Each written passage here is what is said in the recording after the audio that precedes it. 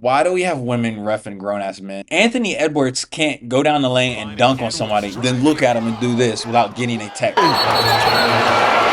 Every time there's a timeout, there's a commercial. That's where they got to run the ads. And then it just turns into a waiting simulator. You're just sitting here watching commercials. You got Anthony Street Clothes Davis sitting out. They can't win this series without street clothes. You want to explain that? Call him Anthony Street Clothes Davis because he's always in street clothes. What's good, Fight fans? Back on another video. Today, we're going to be talking about why I kind of switched from the NBA to the UFC and just break down the main reasons of why the NBA is just unbearable to watch at this point. Let's get straight into the video. All right, let's get it cracking. Let's start with these NBA refs. They're the main reason why nobody, or at least me personally, I just can't sit through a whole NBA game. First of all, why do we have women reffing grown-ass men? Logically, it doesn't make any sense. Women can ref WNBA games. That's why we have a WNBA league. And then the men can ref the NBA games. Like, doesn't that just logically make sense? I don't understand. Because then you have situations like this. I know y'all seen this famous clip of like Luka Loki putting that game on this ref, bro. And then she's over here smiling and shit. Probably gonna give Luka more calls. Probably gonna give Luka more calls. So we just need to get rid of all that women men tension and let's just get back to men ref NBA games, women can ref WNBA games. Okay, now let's talk about the main reason of why me personally I just can't watch NBA games anymore. These male boneheaded referees like Scott Foster. First of all, they're soft. If you say one word to a referee, unless you're Draymond Green can go over there literally and just scream at a ref up and down. You can't talk to the referees no more. They're gonna do this right here what Scott Foster's doing. The bad calls. I mean, you would think some of these refs were never played basketball before in life, and a lot of them are former NBA players. So I can't understand these badass calls. Another reason they try to take over the fucking. I'm gonna put this clip in there, Shaq talking about this. This has been going on for a while. People pay good money to come watch these athletes play, and they try to take over the fucking game. We're on live. I know. The refs always try to take over the game, making them about themselves. Try to put on a show like nobody's there to see you, bro. God. Oh, we talked about this a little bit earlier, but too many texts. Like, Anthony Edwards can't go down the lane and dunk on somebody, then look at him and do this without getting a text. Like, it's insane how they try to micromanage every part of the game. They want you to be robots and literally just run up the court and have no emotion. And I think that just ruins the game. It takes all the emotion out of the game. It takes all the fire out of the game. Why as a fan would you want to watch something where players have to be robotic and they can't even celebrate? Too many texts. NBA is so soft now. Too many foul calls. Can we let them play a little bit? When you're stopping the game every 5 seconds to call fouls, it ruins the momentum of the game. It ruins the vibe of the game. It turns into free throw shooting contest. We have to chill out on the foul calls. I'm talking all this shit, but I'm still going to watch the playoffs. Another thing. When you do call a foul and a coach challenge it, why does it take at least 5 minutes just to review it? You're a referee. You get paid to referee. Look at the play. If it's a foul, it's a foul. If it's a travel, it's a travel. You shouldn't have to call up and then have someone tell you what this is insane. You get paid the ref, but yet you have to call up and get the okay for somebody to tell you that okay, that was a foul. Like what are we doing here? I don't understand. I don't understand it. Let's talk about the pros and cons of UFC refs. First of all, there's less errors when in a fight because it's a fist fight. So you're watching for less stuff. The only thing you're usually watching for is like eye pokes, fence grabs, grabbing the gloves, shit like that. What's another big one I'm forgetting? Stalling when you take someone down, hug them up against the fence. Like there's not very many rules, man. You know what I'm saying? No knees to ground on opponents. There's not a lot to look out for, so there's just less errors. With basketball, you gotta worry about. I'm not gonna even go into that because there's just so much shit. Another thing, they don't usually talk a lot. The only time I ever hear a ref is saying, warning them about eye poke. So they don't really have to talk a lot. They literally just say, fight. Are you ready? Are you ready? Fight. And then that's basically, and then break it up at the end of the round. That's usually all they have to do. There are some bad UFC refs too. I'm not gonna lie. Mark Not So Guarded. He's notorious for just stopping fights way too early. I mean, someone gets rocked and he's already stopping the fight. I can go on countless examples. Yuri Prohaska, Alex Pereira. And he drops and sinks. Wait, you're right. Maybe a little premature there. I think he stopped it way too early in the Izzy fight with Alex. Pineda trying to close. Some of these refs have a little bit of NBA refs in them where they want to make the fight about them and constantly putting on the show, and I can't. Nobody's there to watch you, bro. We're here to watch the fight. So, but that doesn't there. I mean, I can only think. I mean, there's only one Mark Goddard, and there's a million of those other boneheaded NBA referees. So You know, as a percentage, UFC refs are doing better.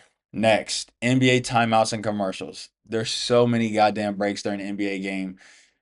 If an NBA comes on at 7:30, it's not coming off till 10 o'clock. Every time there's a timeout, there's a commercial. That's where they got to run the ads. And then it just turns into a waiting simulator. You're just sitting here watching commercials the entire game, it feels like. It just takes so long. It makes me want to walk away and get up and go do something else because it's just too much, man. And then the halftime's way too long. Like, I ain't gonna lie. We'll watch halftime if it's inside the NBA with like Shaq and Chuck and them and Ernie and Kenny. But when it's ESPN or Stephen A. Smith, Malika Andrews, Jesus, nobody wants to watch that shit, bro. It's just, oh God, I can't, man. I think halftime's 15 minutes. Let's break that down to maybe 10 minutes. Coach comes in there, or at least in college, he would come in there, yell at us, send your ass back out there, warm up. So you get 5 minutes speech, or 5 minutes to warm back up. We ain't got to do 15 minutes, and I just lose interest so quickly, man. Okay, let's talk about the UFC breaks. After a fight ends, they have these cool movies they'll show, like look, intros to the next fight to kind of get you hyped for the next fight, which is really cool to keep you engaged and entertained. They're not running commercials the whole goddamn time. Whether or not he's going to be able to withstand the storm. That is Ilya Taporia. Another thing, when you get the pay-per-views, there's no commercials, so you don't even have to worry about that when you get the pay-per-views. And when you are watching some fights on ESPN Plus, there's only 1 minute commercials between rounds. You know what I'm saying? So during the fight, they fight for 5 minutes, 1 minute of commercials, then we're right back into the fight. It's not 3, 4 minutes like some of these NBA commercials be running. I really fuck with the way UFC runs their events. Let's talk about one of the biggest problems in the NBA. NBA stars always sitting out.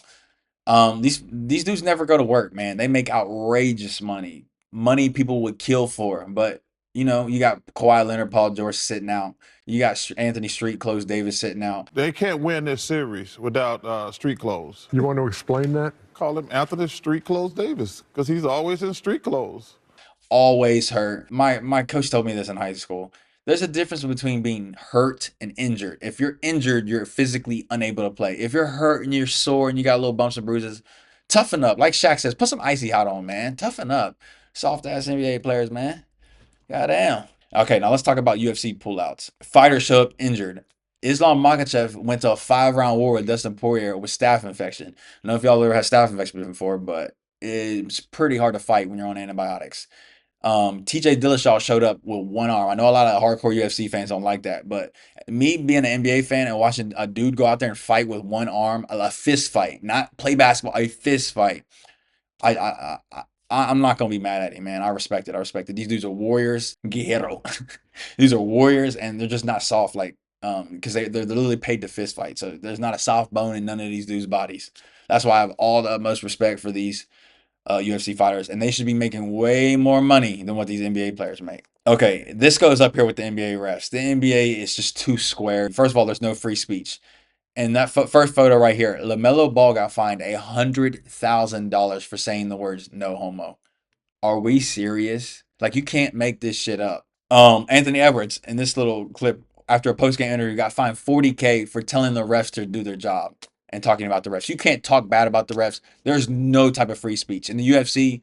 You can say homeboy was a good guy and I go fishing with him, and you get booked a fight.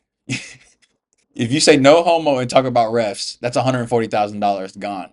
I mean, just crazy. And then they got John Morant. They're picking at John Morant every time he celebrates now. I want to find, I think it was like 75K just for celebrating during the game. Bro, he's getting, first of all, he's getting himself hype. He's getting his teammates hype, and he's getting the crowd hype. Don't you want more entertaining games? Like, come on, man. We can't even celebrate no more. Like I said earlier, you can dunk on someone, tech. You look at somebody, tech. You can just look at them. You look at a ref. I've seen people get text for just looking at the refs. They're taking all the fun out of the game, man. It's too square. And then these fights. I swear to y'all, if you would let these NBA players fight, there wouldn't be no more fights because there wouldn't be these shoving matches because people would really have to throw down. And if you bring back fights, so if two people get into it, we can stop the game. We stop the game. They go to the middle of that half court. They go to the middle half court. We bring in a UFC ref. Let them throw down, man. Let them throw down. It'll kill all the fake tough guys in the NBA because they're really not going to want to fight. There won't be no more pushing. There won't be shoving. It'll be simply a ref. Let's go, man. He's talking that talk. He's talking that rah rah.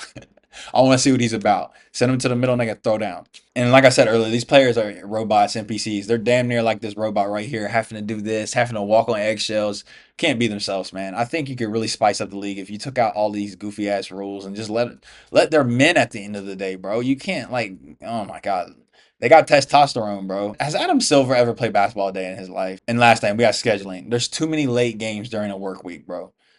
NBA games, there's so many of them, like during the week. Who can stay, bro? People are tired from working hard. People are tired from working. They don't want to sit and then watch that all that bullshit I was just talking about. And then on another fact, why aren't we putting the NBA on like I know HBO Max, they've been on HBO Max, but they should be on streaming services. Nobody has cable boxes anymore. Nobody does cable subscription, bro. Like, come on, man. Let's just put it on the streaming service. And another thing, who the fuck wants to buy League Pass if you cannot watch all the games on there? So you're telling me I'm buying an NBA subscription, but when it comes down to nationally televised games, I can't watch them. When it comes down to the playoffs, I can't watch them. Like that shit just makes no sense. You know the UFC is going to be on Saturdays. Most people work Monday through Friday, so your Saturdays are usually free. One thing is though, if we could stop having these late ass cards where they're ending at like 1:30, if we could start the main card at 7 o'clock, you know, you could start the prelims at 4 or whatever. I just like knowing that UFC comes on every Saturday and it's going to be, I can just check the website and then I can see all the fights. NBA, it's just too hard to keep up with. Too many games. That's basically going to wrap up today's video, y'all. If you agree with me and you watch NBA and you're an NBA fan, let me know some things you would want to see changed about this game. If you're a UFC fan, drop me some pros about the game. Drop me some things you also don't like too. If you agree with anything I said in the video, go ahead and give me a like, man. And if you enjoyed and made it all the way to this part of the video, go ahead and subscribe. And I'll catch y'all on the next one. We out. I'm him, I can tell you from the jump, I'm a different breed. Bought a new tech, free shot, no referee. I ain't gon' force, not shit, I'ma let it be. White gold shining, diamonds red like the 7 Seas.